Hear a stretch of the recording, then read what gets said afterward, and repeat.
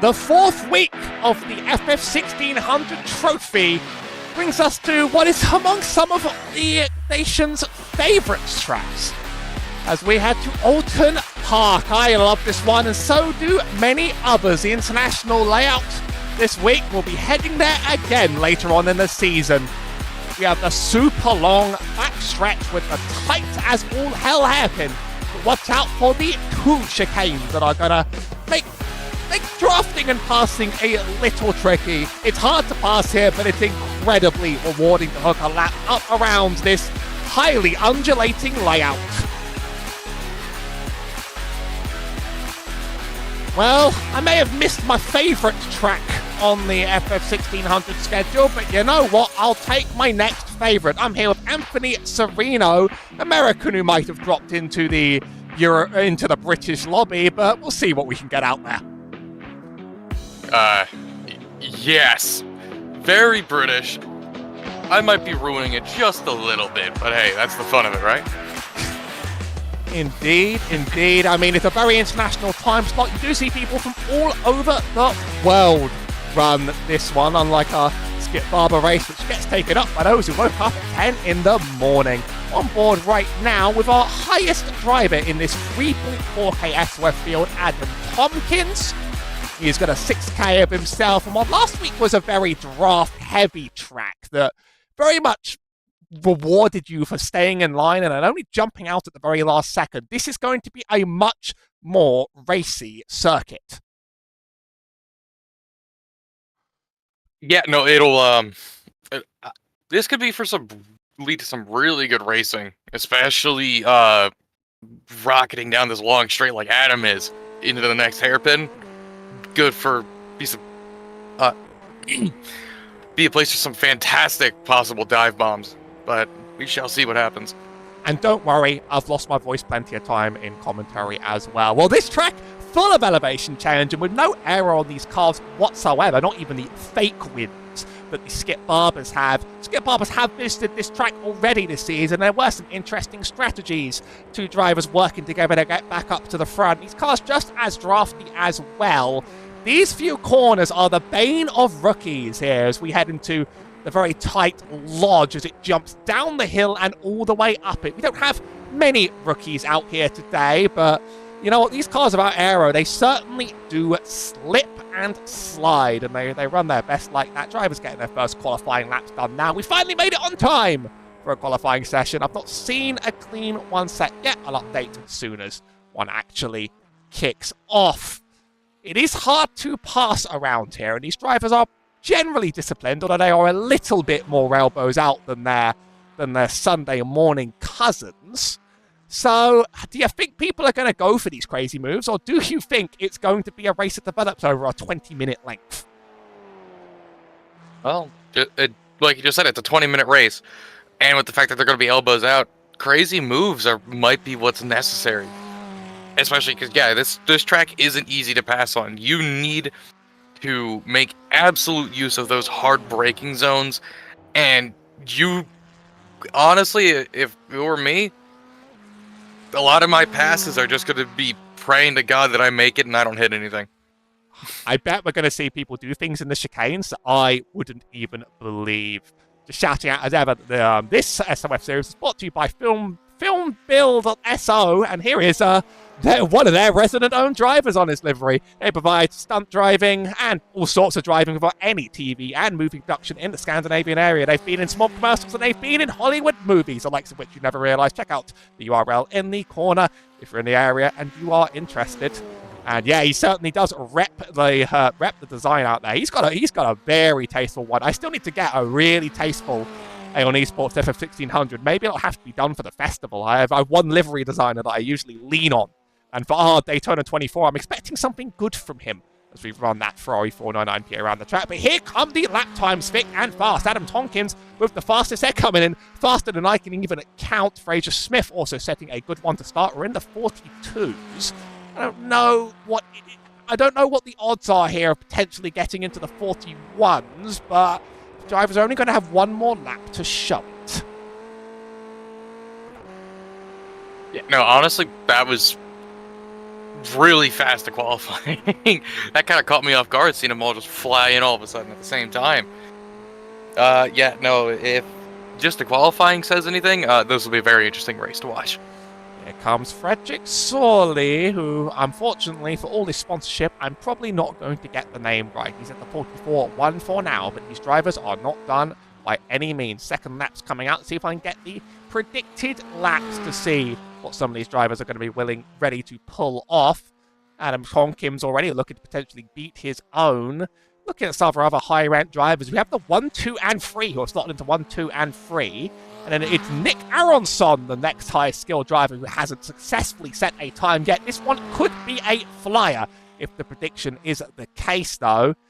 If the prediction's right, you never really know around here. I think drivers could get into these 43s. These tyres do need a lap to warm up, and then you see the absolute killing out there.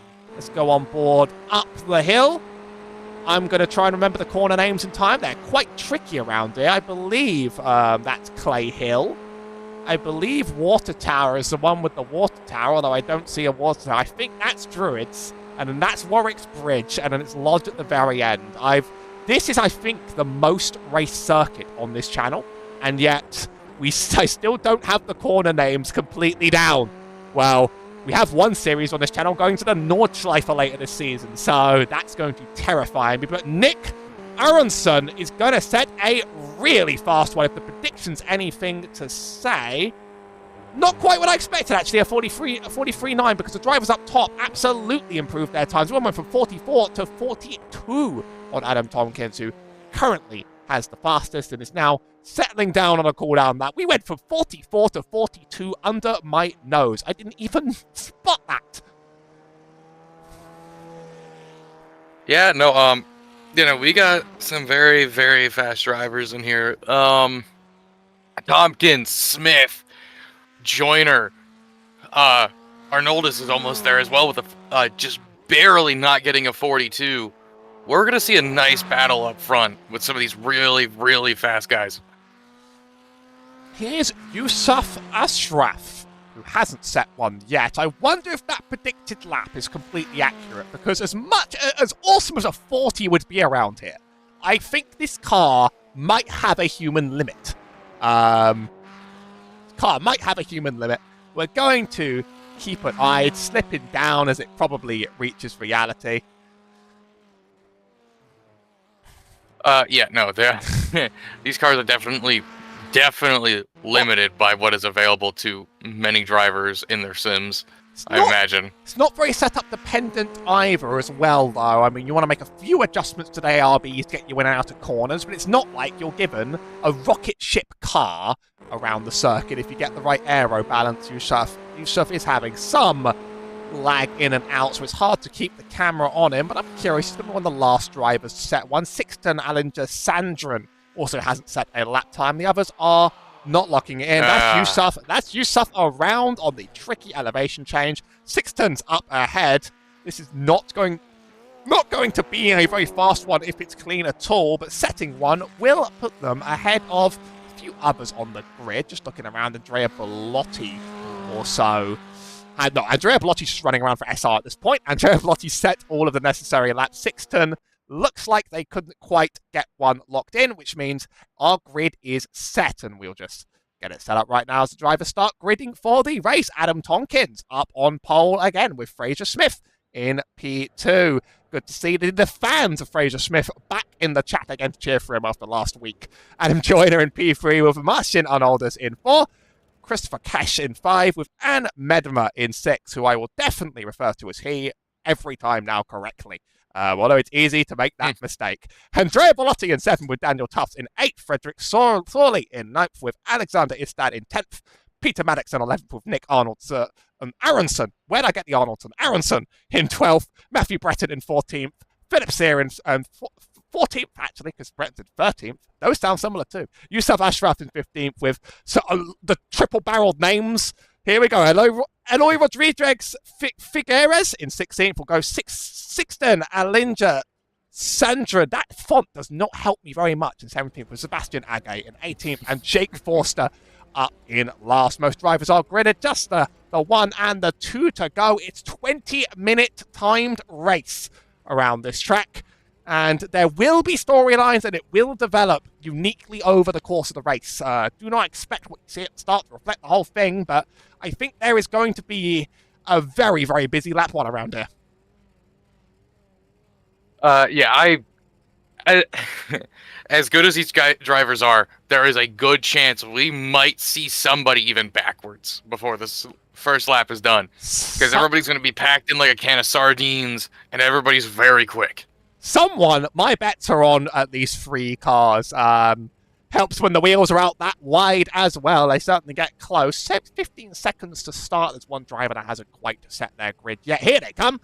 They're all on the grid. I've made sure to turn the TikTok spotter off for the start, as much as I love tormenting my friends on the screen share, so I get to call the green. And they're being held for a while, but they're green now, and it's pretty good launch from everybody. I see the drivers in that second row there swapping positions. Ian Joyner, the 1, 2, 3 set up in order, and Medma just a few positions behind with Christopher Cash lined up too. Everybody just about going single file, but it's going to be a real dogfight down into these first few corners. So it's going to be pretty much exactly what I said they're going to be packed in like sardines. It's going to be a miracle if somebody doesn't end this lap backwards or down significantly on time. Well, but that is the fun of these things, isn't it? Well, everybody's made it quite cleanly so far as we head into this tight hairpin. It's got a name. It's the Shell Oils Corner. God, I gotta call British corners by their actual names. At least we give them names around here. Running single file for now, Fraser Smith quite close to the rear of Adam Tompkins. They had a very aggressive battle the whole way throughout the race at Snetterton, the first one that we covered last week on the channel. Fraser almost looks like he sort of wants to jump out of line, but he's not going to do it. I see a really big clump down further behind, the 14 and the 13 going side by side. I'm not too sure about whether that lag might lead to some kind of disaster, and I commented on last time we were at Oulton Park, there is indeed a permanent patch of grass sitting there on the track, as that is the brown car. And there's Sebastian Agay around under his own power, just at the back of the pack. Chase back at the front, haven't seen much else move. There hasn't been any contact between these drivers, and they are racing it incredibly hard on each other. We can now get first lap's done. I've been told it's good etiquette to save the timing tower until actually the first lap is over, so there we go. There's a few trades down the field there. Is going wide near the end. There looks like Andrea Bellotti being overtaken by Daniel Tufts. All those old crusty iRacing trees. They're the thing of nostalgia. The 10 of Frederick Sorley as well, trying to make it up the inside. They're getting very, very close, almost onto the wheels, locking to each other, but they're all going to be safe. I think that might be... No, it's the Valvoline car is... No, it is a teammate car. Of course, Alexander Istad also in the same design, further behind. Up front! Looks like we're running too wide into the hairpin. Cockpit and chopper begin with the same letter. Fraser Smith's up ahead. He's going to have the advantage for now. Little bit of contact, but not too much. But there is going to be the one of Tompkins on the inside. Oh, Fraser almost giving up the P3 to Ian Joyner as well. He's going to get away a bit. Martin Arnoldus has joined the pack, though. He's going to race along. Really, it's his whole top 6 are locked in, and Medling is the last one at the back of the field. And then Daniel Tufts is the first car that is significantly further behind. I think another car backwards there. Peter Maddox failed to quite make it out of that second chicane. They've got names as well. The first one Britons, the second one Hislops. Usually remember that. I remembered that last time we were here, when we only did one. Duncan Watts hosting... By the way, Duncan Watts hosting the championship standings for the SoF race. I will get those up for a future race. Just might like to skip Barber next week. Please go back. Please go back to where you were. But yeah, no. These top 6. It's what I expected. I knew it was going to be a very, very good fight between these top guys. There was maybe a few tenths between them in qualifying. It's going to say the same thing here on track. Really just going to come down to who makes the biggest mistakes.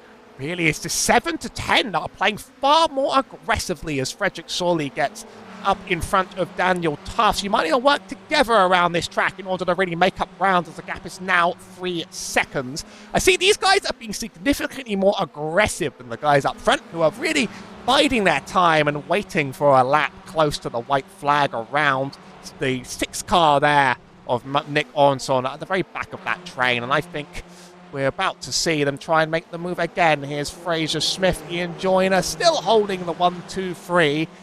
If we use this whole straight about chicanes, the draft would be just absolutely catastrophic. Instead, it's getting slowed down quite a bit. This Britain's chicane, if I have that right, yeah, the Britain's a lot faster than the Hislops, which is almost like a real bus-stop chicane, and those tyre walls are scary. And Medma looked like he was about to launch a spicy attack there on Christopher Cash as well, but they're behaving. I'm actually more interested in the battle behind a little bit, as drivers are really popping out of line and being aggressive on each other.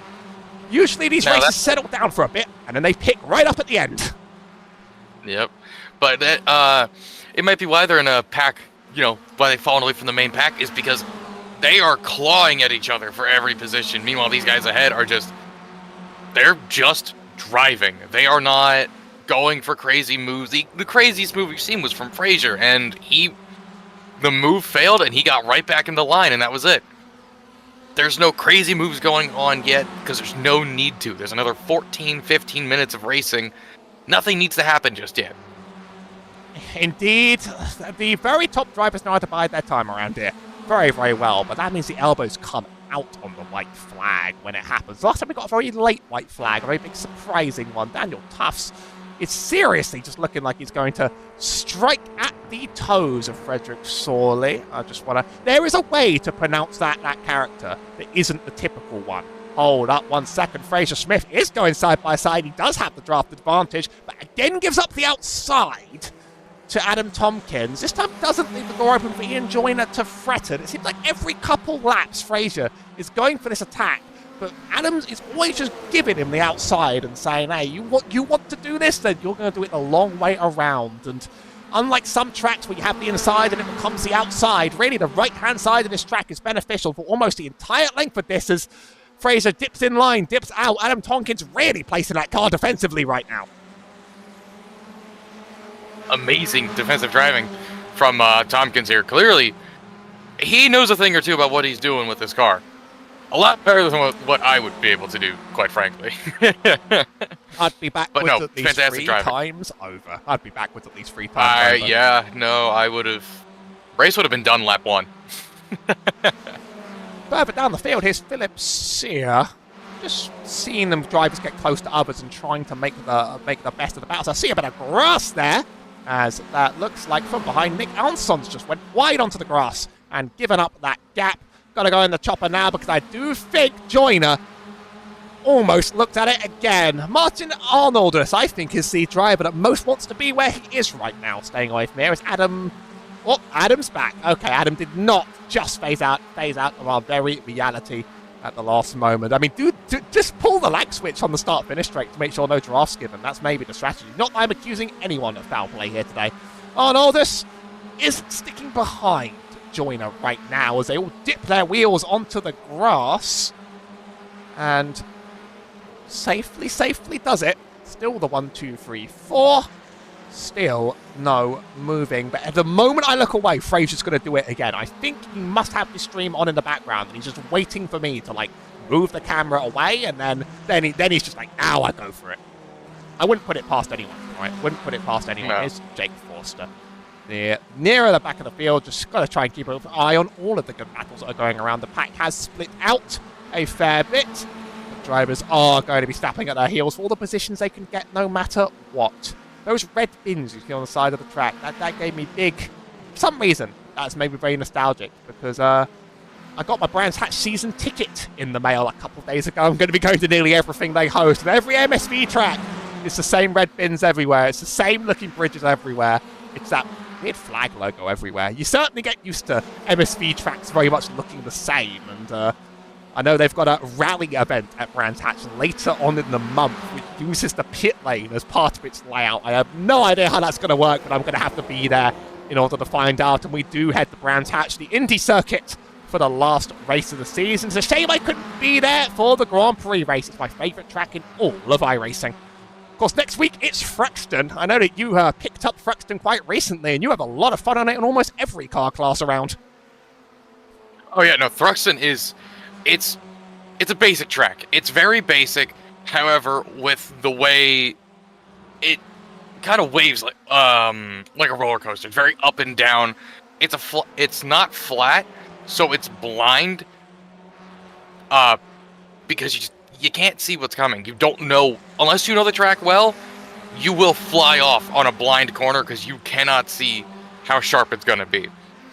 That track has hands. It's so much fun. It beats me up every single time I did it in the TCR series. I love those cars. It's the TCR track first and foremost, but I could not work it out one bit. I'm going to have to for later in the year for the special event. But these cars, I think, are going to be a thrill around here. I said before the race, in fact, that the thing that I often find is that fast tracks in these cars, unfortunately, just become draft trains. But Thruxton's going to be the incredible middle ground where it's super fast and yet there's no draft and people are going to be trying outfoxing each other at every single corner. It's going to be spectacular. Especially that final hairpin right before the end. That final hairpin right before the line. There will be some very fun runs done into there because how wide the track is on the entry of the hairpin. I'm getting that slow down on the chicane every single time. Every single time. Slow down, you got a penalty for cutting the course. Same as ever. And Medma looking to get out of the line as ever, as these two have dropped off the back. He gets a clean pass on Christopher Cash, and now really needs to try and join that field. There's a big off track if you run wide there. I doubt these drivers are really maintaining their safety rating, though. I've got to say that one of the great things about just looking at these high SoF junior formula races, as I think we're going to see the same trick played as before, except Fraser does get ahead in the draft. I'll get back to that in a second. Fraser had the momentum this time. And where's Adam Tonkins going? Onto the grass, all the way wide. He just sort of let the wheel just sort of steer that way. That was very unusual. I might have to check up on the onboard what just happened there with him. Think about it, he's got an understeer there. The grass might have just pulled him. Oh, a little bit of contact. Oh, a tiny netcode. bit of I don't think... I think that was legit contact. But, was legit contact, but it just sends him a little bit wide. I did see those wheels touch, and I thought, there's no way that's the internet playing, and I think those things really did come. But it's interesting. But yes, sent wide. He's a rocket ship. No, he's going to find his way back, and he's definitely going to try and earn that P1 again. Now, Fraser runs ahead of Joyner, and the two are going to race for a bit, but Adams already made back that P3. I was just going to say, the great thing is that for these rookie series is that obviously you don't really need much of a safety rating to run these tracks, and they're very short races, so you'll lose SR by going wide a little bit. So you see like 6K drivers on a C license, and hey, they're driving their favourite car. Who cares? You know, they're driving their favourite car at the end of the day. Who needs Indian SFL? I'm an SFL fan, but some of these drivers love their cars without their aero. And if you love, I saw that like the best V driver in the world is sometimes like low C, just because the V races are so short. You just gotta.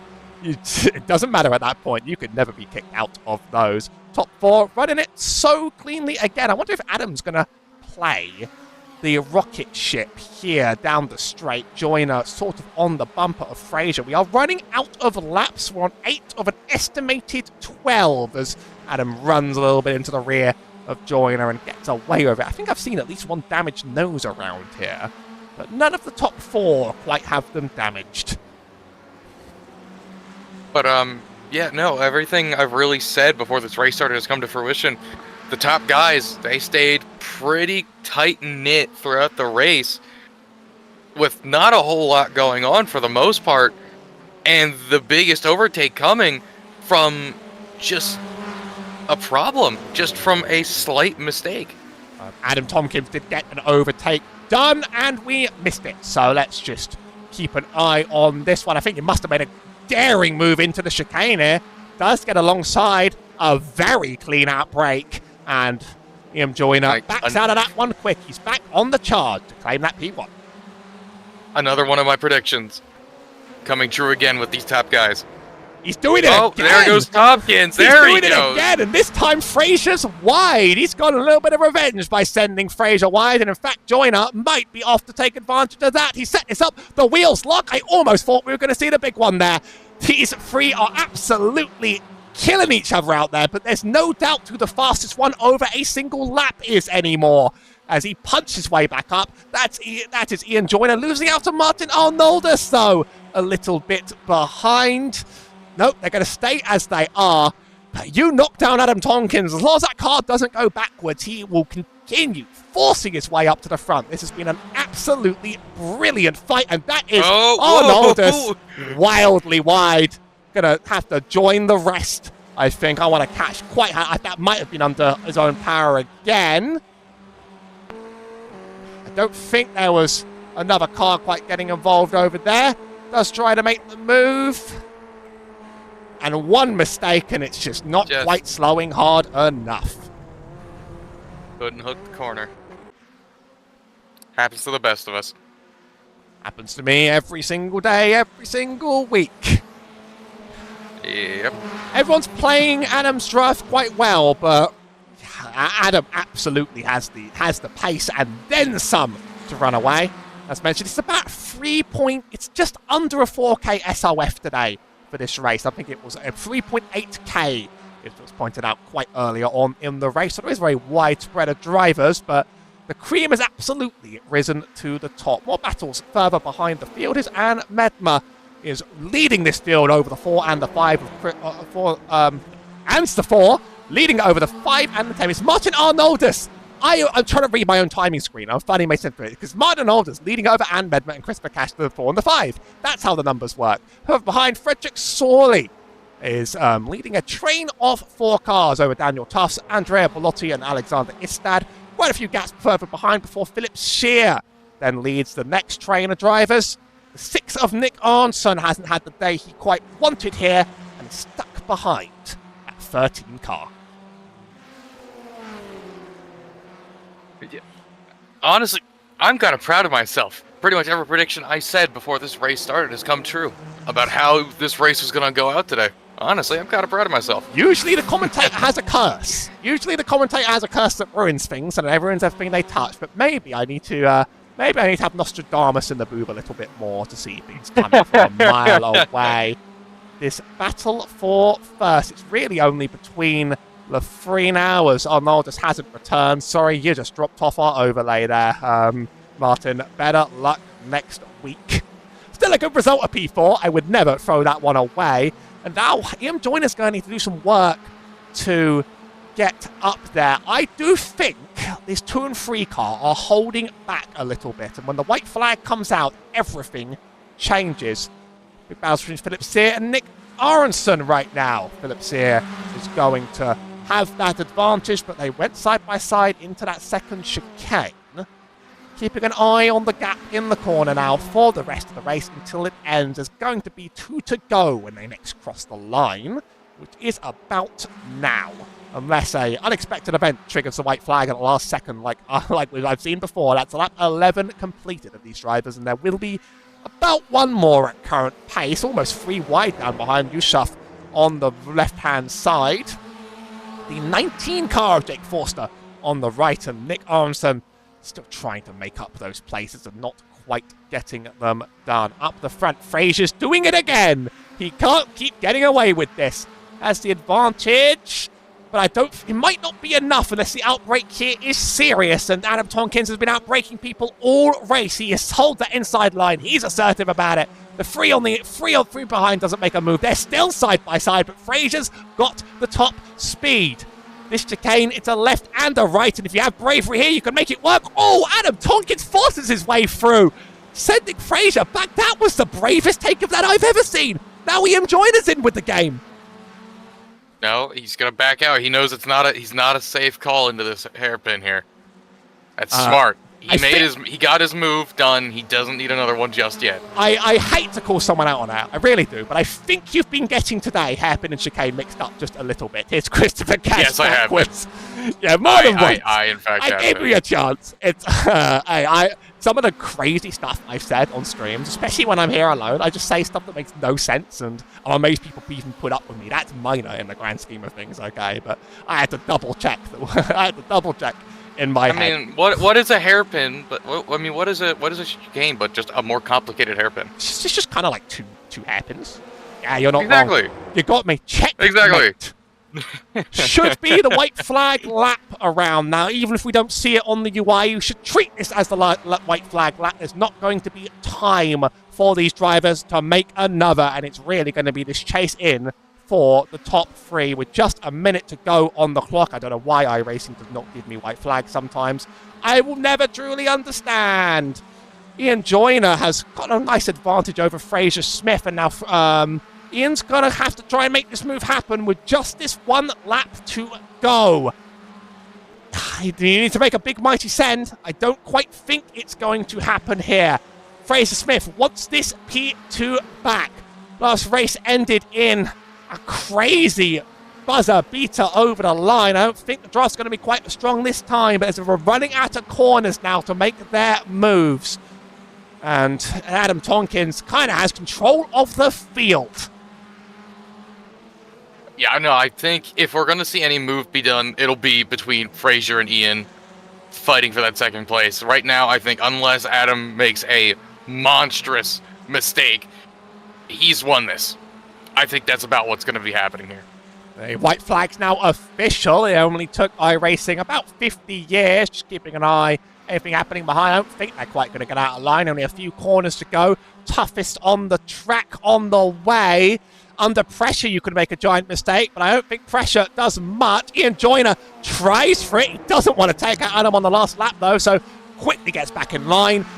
There could be a crazy move over the line. We have to get the chopper out. Will he have enough to make it?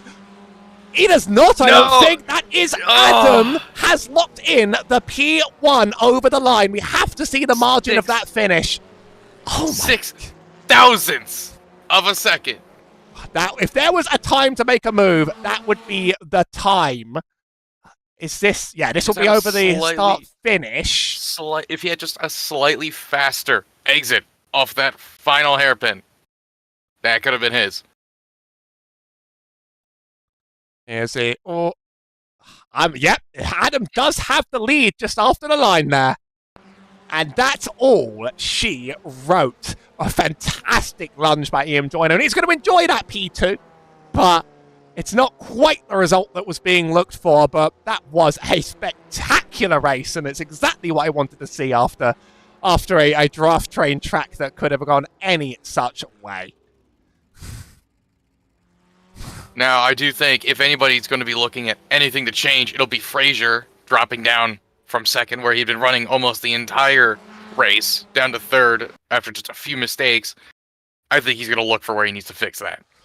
So yeah, just one or two small mistakes and everything gets given up on the road. That was a thriller, and it could have gone an upset away from Adam, but he proved his pace on the track here today, and he's claimed home his win. Let's bring up the final results, and we'll have some championship standings in line. You were right, 6 thousandths of a second. Adam Tonkins takes the win over Ian Joyner in P2. Fraser Smith slots behind him P3, and Martin Arnoldus sits in 4. Behind him, Anne Medmer led a train over Alexander Istad, Andrea Bellotti, and Frederick Sorley. Daniel Tufts sits in 9th, with Christopher Cash in 10th.